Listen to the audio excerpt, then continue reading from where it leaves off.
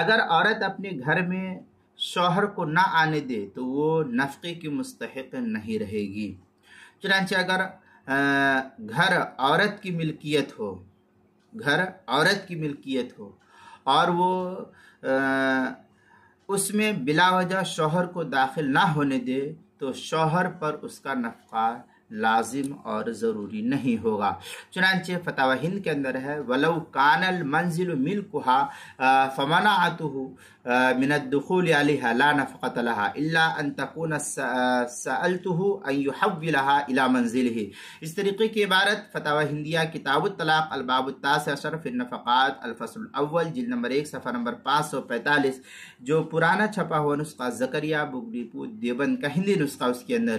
اسی طریقے سے در مختار شامیہ کے اندر ہے لا نفقۃ خارجہ من بیتہ وشمل الخروج الحکم کان المنزل لها فمنعته من الدخول علیہا فہی کالخارجہ ما لم تکن سألته النقل۔ اس طریقے کی عبارت جو در مختار شامی کتاب الطلاق باب النفقہ جلد نمبر 5 صفحہ نمبر 286 اور 287 جو زکریا بگٹی دیوبند کا ہندی نسخہ ہے اس کے اندر، اور جو کراچی کا چھپا ہوا نسخہ ہے فتاوی شامی کا اس کی تیسری صفحہ 576 کتاب المسائل 5ویں صفحہ 459 اور 460 پر بھی نقل کیا گیا ہے۔